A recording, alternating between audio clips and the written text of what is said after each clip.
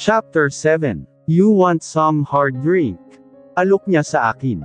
Lumingon ako sa kanya at umiling. Hindi na, sir. Ayos na sa akin ang wine. Hindi rin naman ako sanay uminom ng hard. Okay, let's just enjoy this wine. Aniya at sinimsam na rin ang sariling wine sa kapata. So tell me about your personal life, Niva. Lumunok ako at lumingon kay Marcus. Inaasahan ko nang magtatanong siya tungkol sa personal kong buhay. I was born in Manila. But my parents died when I was in grade school. Oh, I'm sorry to hear that. Humugot ako ng malalim na hininga para pawiin ang pait sa dibdib ko. Pero lumabas naman yun sa ngiti ko. Nilukob ng kalungkutan ang puso ko. Ulila na akong lubos pero nariyan naman ang tiyahin ko na tinuturing kong pangalawang ina.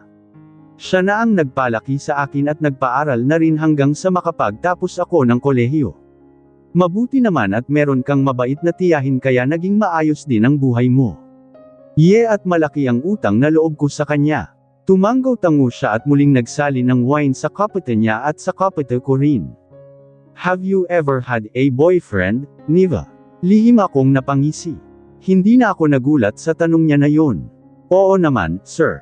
Pero college na ako nang magka-boyfriend. Nakatatlong boyfriend din ako. Pero walang nagtagal dahil focus din ako sa pag-aaral. Pagak siyang tumawa. How lucky they are. Natawa ako. Paano naman sila naging lucky? Matiim siyang tumingin sa akin. Dahil nagkaroon sila ng pagkakataon na maangkin ka. Tuldok panipik. Nag-iwas ako ng tingin at sinimsam ang wine.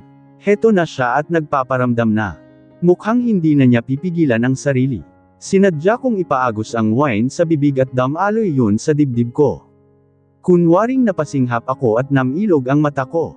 Agad namang inabot ni Marcus ang tissue box at humugot. Imbes na ibigay niya sa akin yun ay siya na mismo ang nagdampi-dampi nun sa ibabaw ng aking dibdib. Nag-init ang mukha ko at para akong kinukuryente nang dumampi ang kanyang daliri.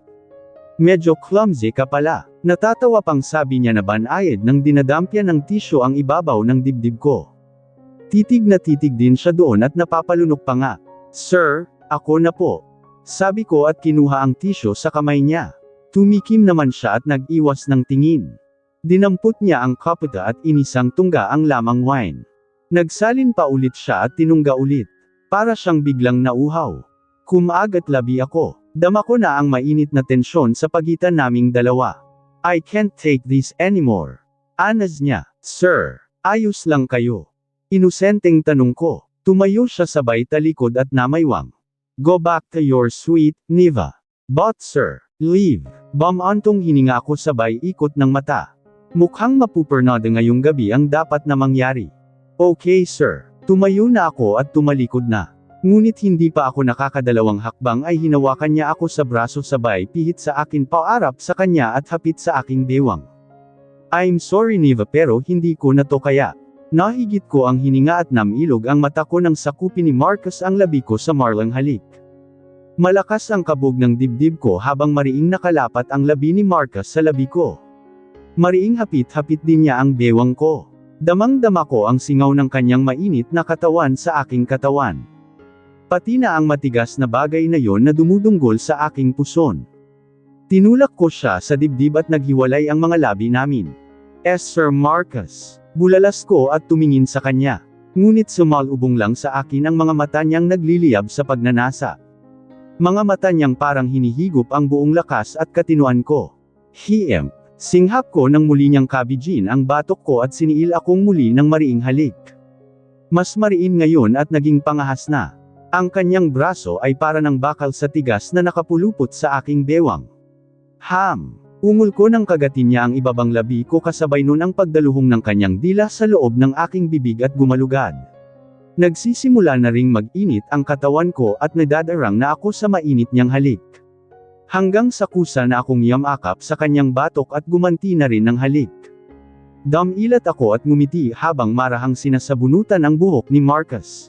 Tagumpay ang pakiramdam ko ngayon. Masarap pala ang mainit na halik at yakap ng isang Marcus Romero.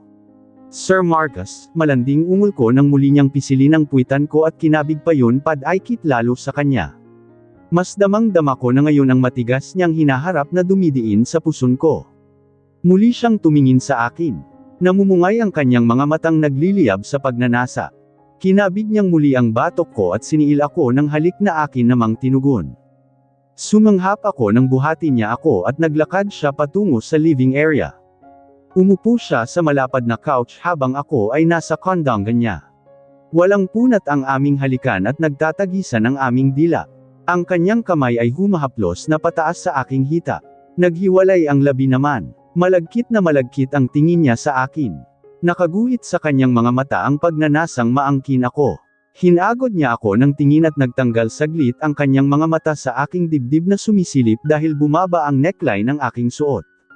Niva sweetie. Anas niya ng iluwa ang dibdib ko at muli itong tinitigan habang lamas-lamas niya ng dalawang kamay, nakaguhit sa kanyang gwapong mukha ang matinding pagnanasa. Lalo ko pang niliyad ang dibdib. Asking for more. Your apples are so soft sweetie. Dugtong pa niya at kinalabot-kalabit ng daliri ang aking pases na naninigas na. Bahagya pa niya itong pinisil-pisil at naghatid yun ng kuryenteng kilati sa aking katawan. Para natuloy akong lalagnitan sa init na aking nararamdaman ngayon. Pilyo siyang ngumiti sabay subong muli sa isa kong dibdib habang lamas-lamas naman ang isa. Pilit kong kinakalma ang sarili at huwag masyadong magpatangay sa masarap na sensayong binibigay ni Marcus para hindi ako tuluyang mawala sa katinuan. Hindi pa ito ang tamang oras para ibigay ko sa kanya ang aking sarili. Hindi pwedeng ako ang mabaliw sa kanya. Kailangan siya ang mas mabaliw sa akin at hanap-hanapin niya ako, minuminuto at oras-oras. Ginalaw ko ang balakang pasakyod sa kanyang kondongan. Kiniskis ko ang aking gitna sa kanyang matigas na alagang bumubukol. Bolta-boltaheng kilati naman ang sumalakay sa aking pagkababaeng namamasa na. Umawang ang labi ni Marcus at malagkit na tumingin sa akin ang namumungay niyang mga mata. Sir Marcus, tumatawag si Ma'am Claudia. Antag ko sa kanya. Pero hindi siya natinag at tuloy lang sa pagsubo sa aking dibdib. Kinubkob pa nga niya ang isa at piniga-piga. Ayoko mang tumigil siya pero kailangan na dahil baka kung saan pa kami humantong. Sir Marcus, stop please. Tinulak ko na siya at umalis sa kondongan niya sabay tayo. Tinaas ko ang top ng dress at inayos ang strap. Why did you stop? Tanong niya na baka sa gwapong mukha ang disappointment. Awang ang kanyang labing namumula at namamasa pa. Ang kanyang buhok na eleganteng naka-brush up kanina ay magulo na dahil sa sabunot ko. Wala na rin sa ayos ang kanyang white long sleeve polo at ang harapan ng kanyang itim na trouser na may malaki pang umbok ay mamasa-masa. Nag-init ang mukha ko at nag-iwas ako ng tingin. Inayos ko ang lelayan ng dress dahil patangin tingin doon si Marcus. Tumikim ako. Tumatawag si Ma'am Claudia, Sir, marahas siyang nagpakawala ng hininga at sinukle ng daliri ang buhok. Tumayo siya at lumapit sa akin. Akmang hahawakan niya ako pero umiwas ako. Niva, Sir, tumatawag si Ma'am Claudia. Ulit ko. Tumiimbagang siya at dinampot ang cellphone at pinatay niya yun. Napaawang ang labi ko at may tuwa sa puso ko na hindi niya sinagot ang tawag ng demonyitang asawa. Pero muli lang yung nagring. Ang mabuti pa ay sagutin niyo na, Sir. Baka importante ang tawag, sabi ko sabay talikod. Narinig ko pa ang malalim na paghinga niya. Hello Claudia. Umikot ang mata ko. Sasagutin din pala niya. No, I was talking to a client earlier, so I couldn't answer your call. Tuldok panipik. Ngumisi ako. Sige lang Marcus, galingan mo pa ang pagsisinungaling sa asawa mo. Tandang padamdam kudlit. Dinampot ko ang clutch bag na nasa single couch.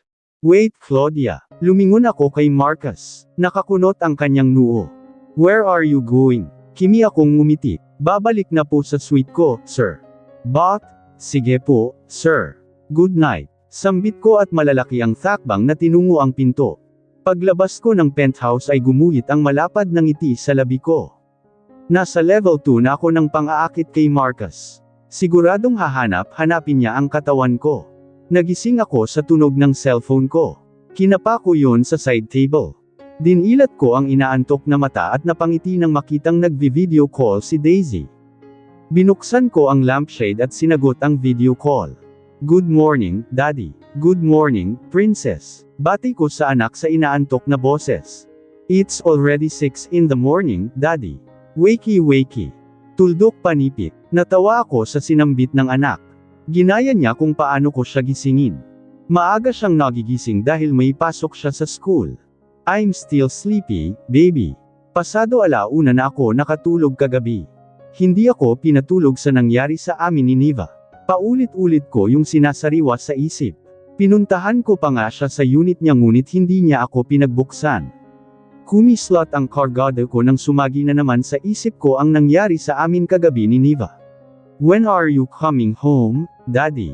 Pilit kong winaksi sa isip ang magandang secretary at nag-focus kay Daisy. On Friday night, baby. Okay, I will wait for you. Pasalubong ko po Ngumiti ako. Sure, baby. Anyway, where's mommy? Is she still sleeping? Nanunulas ang nguso ng anak ko at tumango. Bamantong hininga naman ako. Ano pa ba ang aasahan ko kay Claudia? Bilang lang sa daliri na gumigising siya sa umaga para asikasuhin si Daisy. Ginagawa lang niya yun kapag nag-away kami. Kagabi nga po, nagalit siya sa akin daddy, Tuldok panipik. Kumunat ang noo ko. Why? Kasi po hindi pa ako natutulog. Hayaan mo na ang mommy mo, daddy. And next time maaga ka nang matutulog. Dapat 9 tulog ka na, di ba? Kasi po, namimiss kitang katabi Ayaw naman po akong tabihan ni mommy dahil malikot daw po akong matulog. Don't worry baby, pag uwi ko sa Friday, tabi tayong matutulog. Yehey, ngumiti ako. I love you, baby. I love you too, daddy. Million times. Natawa na lang ako sa kalamangan niya. Namimiss ko na nga ang prinsesa ko. Alam kong malungkot siya na ilang araw akong wala sa bahay. Nagpaalam na si Daisy nang pumasok na ang yaya niya sa kwarto niya para paliguan siya. Pinatay ko naman ang cellphone at bumangon na. Maaga pa para bumangon. Pero hindi na rin ako makakatulog. Isa pa ay excited na rin akong makita si Neva. Gising na kaya siya. Kinagat ko ang labi ng sumikdo ang dibdib ko nang pumasok sa isip ang dalaga. Para akong nagbibinate na excited makita ang babaeng matagal na niyang hinahangaan. Kahit kailan ay hindi ko ito naramdaman kay Claudia. Si Neva lang ang nagpakabog ng husto sa dibdib ko. Hinubad ko ang manipis na boxer shorts ko at pumasok na sa banyo. Sa ilalim ng maligamgam na dutya ay sinariwa kong muli sa isip ang mainit naming sandali kagabi ni Neva sa sala. Bagaman bitin ay yun na yata ang pinakamasarap na sandali sa buhay ko. Hindi ko rin inaasahan na tutugon siya sa mga halik at haplos ko. Parang sasabog na nga ang puso ko kagabi nang sabihin niyang gusto rin niya ako. Isang malaking pagkakamali ang ginawa ko kagabi. Pero masaya ako at siguradong mauulit pa ang pagkakamaling yun. Pagkatapos mag-shower ay nagbihis na ako. Nagangat ako ng tingin nang bumukas ang pinto. Pumasok ang isang hotel staff tulak-tulak ang trolley na may lamang pagkain. Kumislot ang puso ko nang makitang kasunod na pumasok si Neva. Good morning, sir. Narito na ang breakfast nyo. Permawang ang labi ko. Hindi ko nagugustuhan ang malamig na tono ng boses niya. Good morning, Neva. Bati ko na lang din sa malambing na boses at nilapag sa center table ang document na binabasa ko at tumayo. Ngunit saglit lang siyang tumingin sa akin at bumaling sa hotel staff na lalaki. Parang gustong mag-init ng ulo ko dahil mas pinapansin pa niya at kinakausap ang hotel staff kesa sa akin. Relax Marcus. Nagbibilin lang siya sa staff. Parte yon ng trabaho niya bilang secretary mo. Humugat na lang ako ng malalim na hininga at hinintay na matapos ang pakikipag-usap ni Neva sa hotel staff. Nagkasya na lang ako sa pagmasid sa kabuuan niya. Naka-office attire na siya. White long sleeve polo na naka-tuck in sa itim na slacks at black closed-toe stiletto shoes na may mataas na takong. Ang kanyang may kahabaang buhok ay malinis na naka-ponytail. Ang kanyang mukha ay simple at manipis lang ang make-up pero litaw na litaw pa rin ang natural na ganda. Pero kahit balot na balot ang katawan niya ngayon sa kanyang suot na damit ay kabisadong kabisado ko naman ang bawat kurba ng kanyang katawan. Lalo na ang kanyang malusog na dibdib na kay puti at kay lambot na parang gugustuhin ko na lang na buong maghapon na nakasubsob doon habang salit-salitang sinusubo yun. Hinding-hindi ko rin malilimutan ang kanyang matambok na puwitan na kay lambot din at kay sarap piga-pigain. Sa susunod ay doon naman ako susubsob. Pero may isa pa akong bagay na pinanabikang matikman sa kanya. Ang kanyang perlas na damang-dama ko ang mainit na singaw kagabi. Tahimik akong napamura ng sumikip ang harapan ng trouser ko. Iba talaga ang dating ni Neva sa akin. Isipin ko pa lang siya ay nagwawala na ang kargada ko. Sinundan ko ng tingin si Niva na sinamahan ang hotel staff na dalhin ang mga pagkain sa balcony. Doon ako nagbi-breakfast tuwing umaga. Sir, ready na ang breakfast nyo sa balcony. Antag sa akin ni Niva sa formal na boses nang makalabas na ang hotel staff. Sabay na tayong mag-breakfast. Ay ako sa kanya, ngunit blanko ang bukas ng kanyang mukha. Hindi na, sir. Nakapag-breakfast na po ako sa suite ko. Bermontong hininga ko at lumapit sa kanya. Why are you so cold to me, Niva? Sir, tila nalilito pang tanong niya. Oh come on Niva. You know what I'm talking about. Nag-iwas siya ng tingin at bahagyang yumuko. Hinawakan ko ang kamay niya pero agad din niyang binawi kaya napabuntong hininga na lang ako. Niva, about last night. Tumikim siya at diretsyong tumingin sa akin. About last night sir, it was a big mistake. I know it was a big mistake, Niva. Pero parehas nating kagustuhan yun at nag-enjoy tayo, di ba? Kinagat niya ang ibabang labi at muling yumuko. Hindi dapat nangyari yun, sir. Hindi dapat natin yun ginawa at hindi na dapat yun maulit pa. Mariing naglapat ang labi ko. May pagtutol sa dibdib ko ang huling sinabi niya. Nagsisisi ka ba sa nangyari sa atin kagabi? Muli siyang nagangat ng tingin sa akin ngunit gumuhit sa kanyang mukha ang lungkot. Aaminin ko sir, gusto kita. Ikaw ang lalaking tinutukoy ko na gusto ko. Tuldok panipik, napangiti ako sa sinabi niya at para akong teenager na kinikilig. Nagselos pa ako noon sa kung sinong lalaki na gusto niya. Ako lang pala. And I like you too, Niva. Hindi lang yun simpleng gusto lang na akala mo kundi gustong gusto kita. Halos mabaliw na ako kagabi, alam mo ba? Lumunok siya at malungkot na ngumiti. Pero mali ito, sir. Maling-mali, may asawa at anak kayo. Ayokong makasira ng pamilya, kaya kalimutan na lang natin ang ginawa natin kagabi. Tumalikod siya at hinarap ang mga papeles na nasa center table at sinamsam yun. Napatiimbagang naman ako, parang sumikip ang dibdib ko. May punto ang mga sinabi niya pero hindi ko matanggap na kakalimutan na lang namin ang nangyari kagabi. Pero ayoko namang mamilit dahil baka bigla niya akong layasan. Sinundan ko ng tingin si Niva na ngayon ay abala na sa paglalagay ng mga papeles sa briefcase ko. Napabuntong hininga na lang ako at tumungo na sa balcony para kumain. Gusto ko sana siyang kasabay pero kumain na raw siya. Taliwas sa inaasahan ko ang pakikitungo niya sa akin ngayong umaga. Akala ko ay magtutuloy-tuloy na ang nasimulan namin kagabi. Ngunit kasing lamig ngayon ng yelo ang pakikitungo niya sa akin at iniiwasan ako. Naiintindihan ko naman ang dahilan niya. Sino ba naman ang matinong babae ang papatol sa lalaking may asawa at anak na? But I want her. At tuluyan akong mababaliw kung hindi siya mapapa sa akin. Sir, nasa linya si Mr. Julas. Gusto raw kayong makausap. Antag ko kay Marcus, nagangat siya ng mukha at imbes na sa cellphone na hawak ko tumingin ay sa mukha ko siya tumingin. Pinormal ko naman ang mukha. Bamantong hininga siya at kinuha ang cellphone sa kamay ko. Pumihit na ako patalikod at lumabas ng opisina. Pangiting-iting bumalik ako sa desk ko at hinarap ang computer para ituloy ang ginagawang report. 1 week na ang nakakalipas mula nang bumalik kami ni Marcus galing Cebu. Hindi na nasundan ang mainit na ganap sa aming dalawa ng gabing yun sa penthouse niya. Hindi nga ako halos pinatulog ng ganaop na yun at gabi-gabi na yung nagpi-play sa isip ko kapag mag-isa na lang ako sa kwarto. May pananabik sa loob ko na maulit muli ang mainit na gabing yun. Gustong-gusto ko ring maulit yun. Namimiss ko na ang mainit na labi niya at mga haplos. Ngunit hindi pwedeng mabilis akong bumigay dahil lang sa libog ko. Maliba ang takbo ng plano ko. Idagdag pa ang puso kong nag-iiba na rin ang tibok sa tuwing naiisip siya.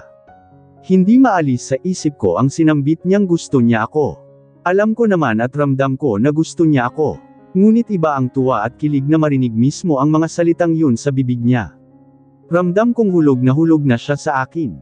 Kitang-kita ko yun sa mga titig niya. Alam kong gusto rin niyang maulit ang gabing yun. Pero magpapakipot muna ako ng kaunti. Nagangat ako ng tingin nang bumukas ang pinto at lumabas si Marcus. Ngumiti siya sa akin at lumapit sa table ko. Nilapag niya ang cellphone at tinukod ang dalawang kamay sa table. Halos magkapantay na ngayon ang aming mukha at malagkit na naman ang tingin niya sa akin. Kinagat ko ang loob ng labi at pinilit na huwag magpatangay sa kanyang malagkit na tingin. Ang swerte talaga ni Tita Claudia dahil may asawa siyang pinagpala sa lahat. Saksakan ng gwapo, maganda ang katawan, masarap at mayaman.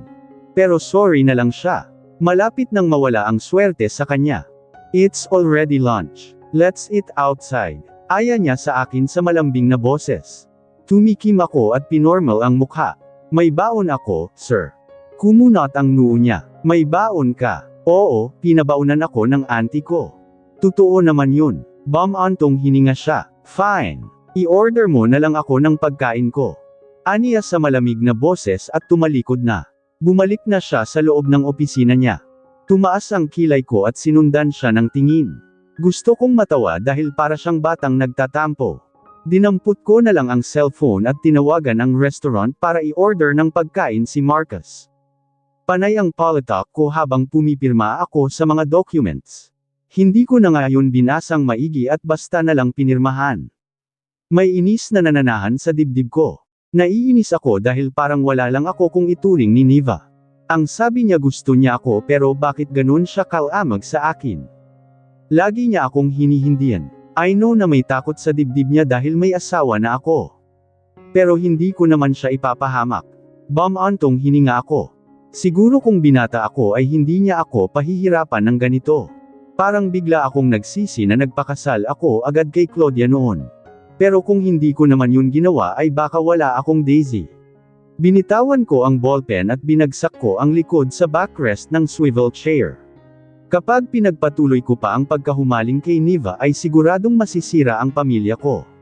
Pero kung hihinto ako ay baka habang buhay akong magsisisi. Kay Niva ko lang naramdaman ang ganitong klaseng pakiramdam.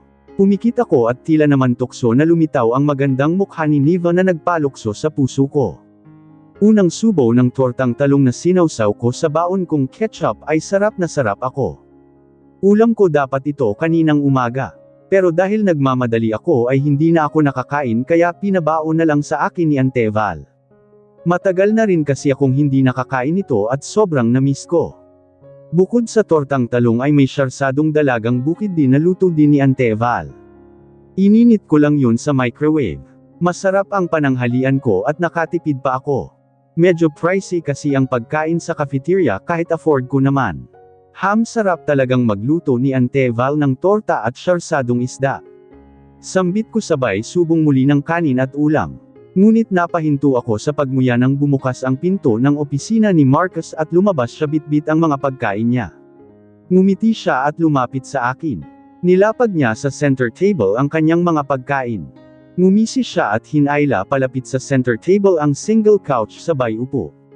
Masyadong malungkot kumain mag-isa kaya sabay na lang tayo. Aniya at naglagay na ng kanin sa plato niya. Binuksan na rin niya ang dalawang container na may lamang mga ulam. Hinayaan ko na lang siya at tinuloy na ang pagkain. Masarap ang ulam niya. Beef broccoli at steamed asparagus. What's that? Tanong niya at tinuro ang ulam kong siyarsadong isda. Siyarsadong dalagang bukid. Tipid na sagot ko. Oh, it looks delicious. Tumaas ang kilay ko. Hindi ka pa nakakatikim nito. Ngumiti siya at umiling. Hindi na ako nagulat doon. Laking mayaman siya at pinanganak na may cuts arang ginto sa bibig. Mukhang hindi nga rin niya alam ang isdang dalagang bukid eh. How about this one? It looks weird. Turo niya sa tortang talong. Muntik pa akong matawa. Tortang talong yan. You mean eggplant? Yes, na may itlog. Do you want to taste it? Can I? Sure. Inusad ko palapit sa kanya ang disposable container na may lamang dalawang tortang talong na ang isa ay may bawas na. Alright, mag-share na lang tayo sa ulam. Nakangising sabi niya at inusad din palapit sa akin ang ulam niya. At nagsalo na nga kami sa mga ulam namin. Nakakatuwa naman sa kanya dahil hindi siya maarte. This tastes good. Sambit niya sa tortang talong na kalahati na ang nakakain niya. Masarap talaga yan. Paborito ko yan, eh. Ikaw ang nagluto nito. Hindi. Ang auntie ko. Oh I see. Bukod sa tortang talong ay tinikman din niya ang siyarsadong dalagang bukid.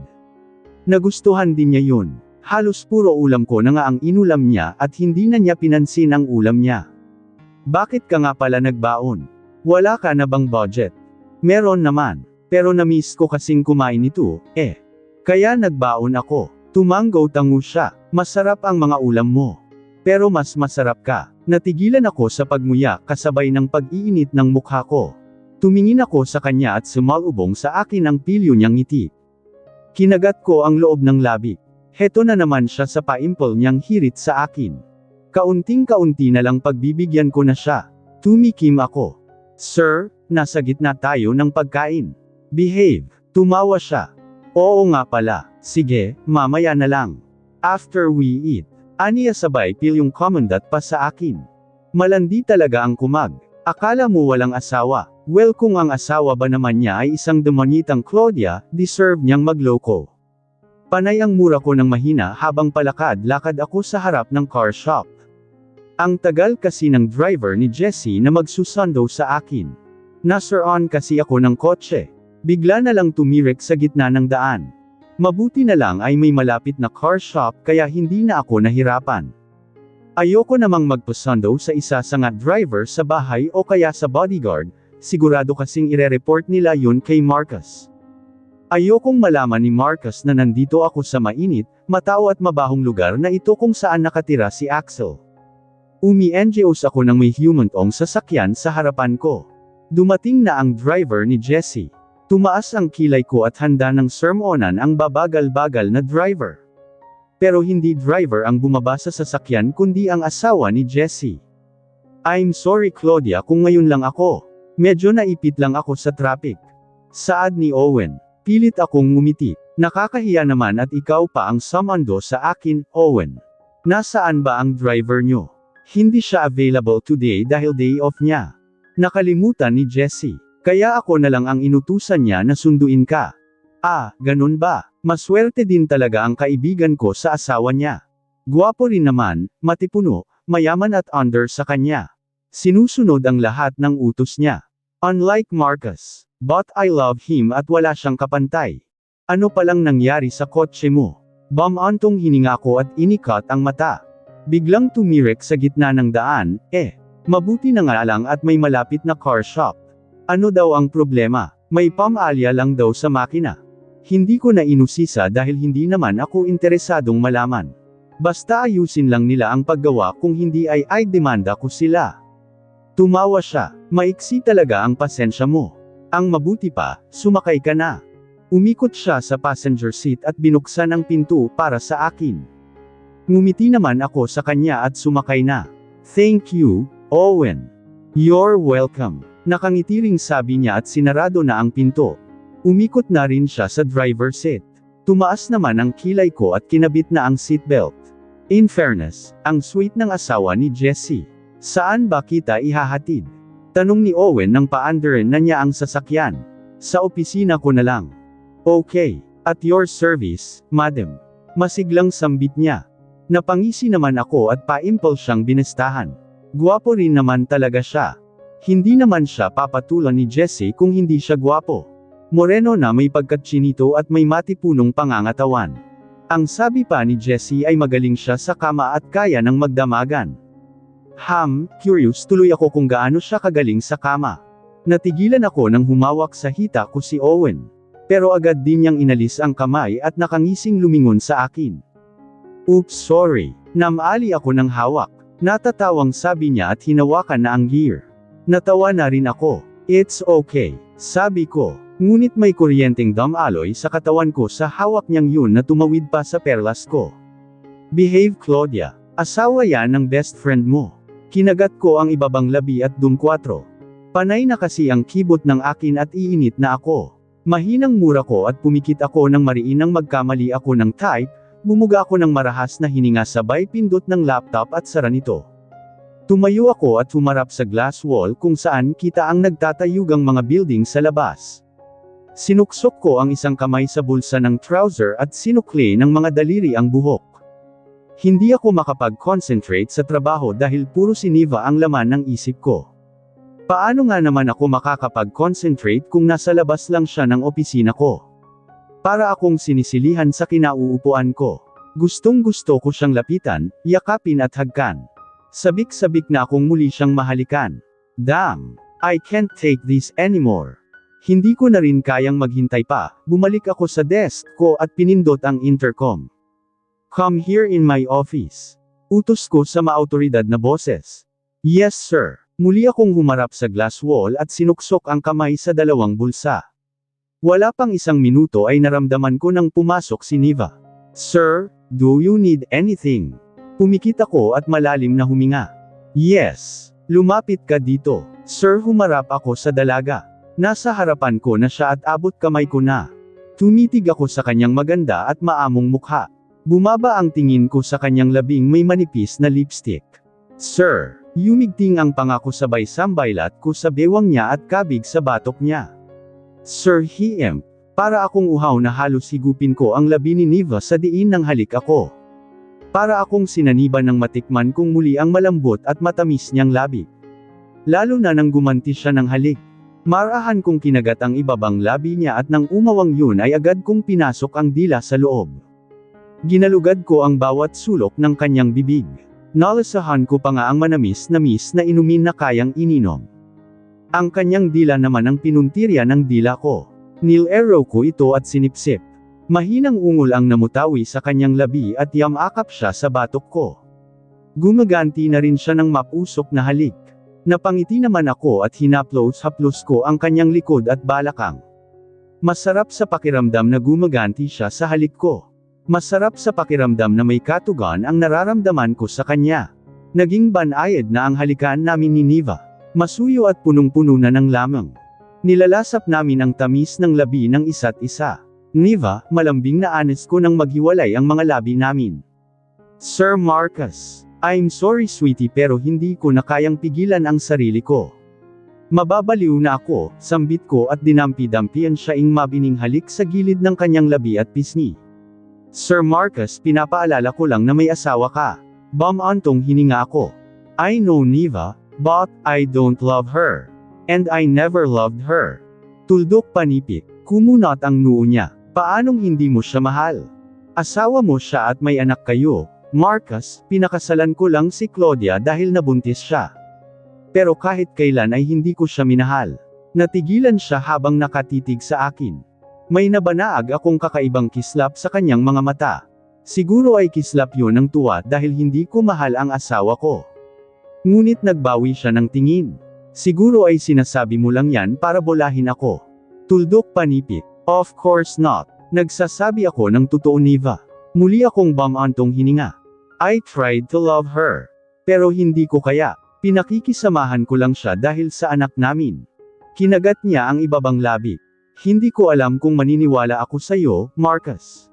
Baka pinasasakay mo lang ako para makuha mo ang gusto mo. Hinawakan ko ang dalawang pisngi niya at matiim siyang tinitigan sa mga mata. Tumingin ka sa mga mata ko para malaman mo ang totoo. Hinawakan ko ang isa niyang kamay at nilagay sa ibabaw ng dibdib ko na malakas ang kabog. Ito ikaw lang nagpakabog nito.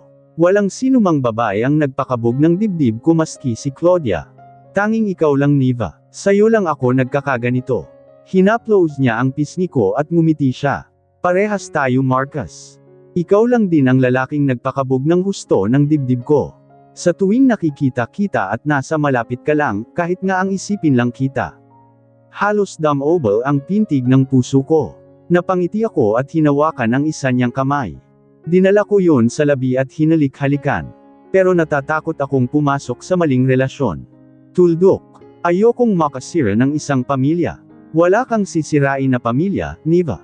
Hindi na nagwo-work ang relasyon namin ni Claudia. Dahil kahit kailan ay hindi ko naman siya minahal. Kung ganun, hihiwalayan mo na siya. Yes, talaga. Yun ang matagal ko nang gustong gawin dahil hindi naman ako naging masaya sa kanya. Gusto kong sumaya sa babaeng gustong-gusto ko. At ikaw yun Niva. Just give me a time. Hindi ganun kadali ang makipaghiwalay sa kanya dahil kasal kami at may anak. Ngumiti siya at tumango. I understand, Marcus.